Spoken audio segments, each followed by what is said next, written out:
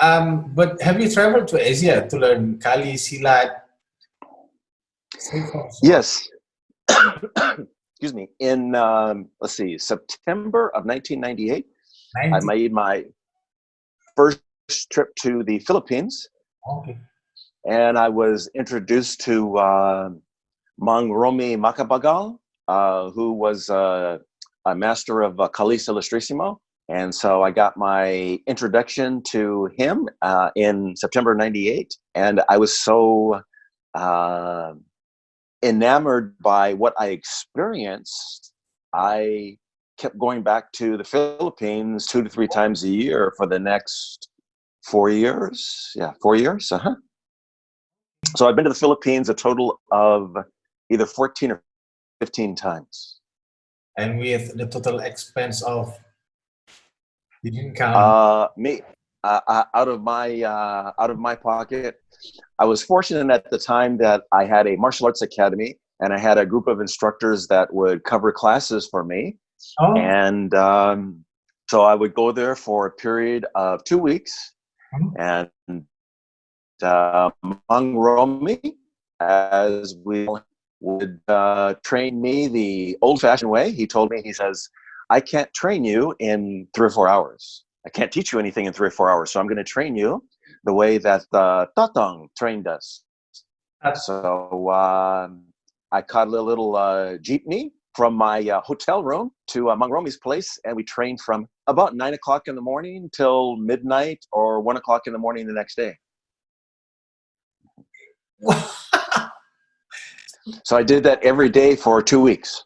yeah, like 12 plus 15 hours straight Yes, for 2 weeks. yes. And I did that 2 to 3 times a year. It was Kali, right? It was called Kalis Ilustrisimo. So 15 hours with stick and like each other? No, in Kalis Ilustrisimo is a sword-based art.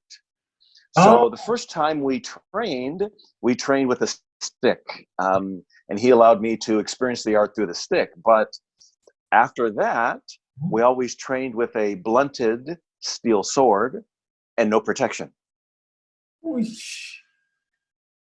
so you, so you stab each other, no bruises with.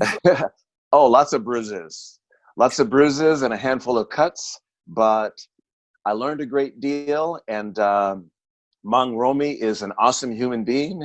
And, we would train for 2 or 3 hours, and then we would have some tea and pastries, and then we train for another 2 or 3 hours, and then we'd have lunch, and then we train for 2 or 3 hours and have some more tea and pastry and train for a few more hours, and then, have dinner. And so it was an amazing experience.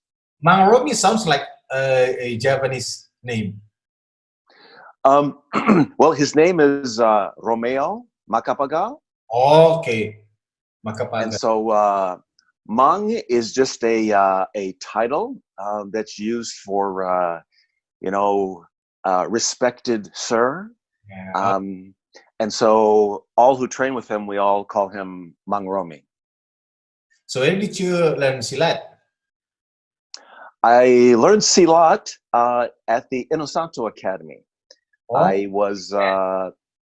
I trained there back in the days when Pindakar Paul de Torres taught at the academy, and that was another amazing experience. He was an interesting human being who had footwork better than Sugar Ray Leonard, and his ability to move and enter and do his thing he was like a magician with the body. It was amazing the things that he could do.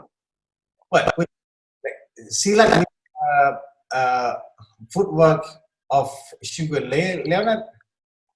It was footwork that made an entry into a position where you were chest to chest, belly to belly, and the sweeps in this form of Silat, when you were training nice, you allowed somebody to be swept onto their butt or their back. But the real sweeps in this form of silat were done on the person's head. So you sweep the person with the goal of making their head hit the ground first. That happened in the training?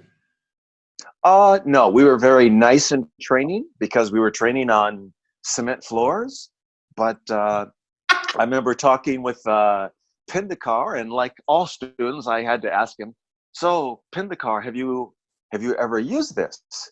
And he said, yes, just a few weeks ago I used it.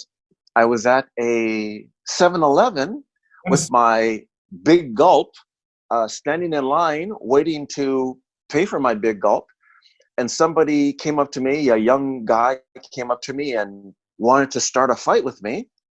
And I told him I didn't want to fight with him. And he just kept pushing and kept pushing. And so finally I swept him and I put him on his back. And I asked Pindakar, so what happened? He says, he came at me again because I was nice.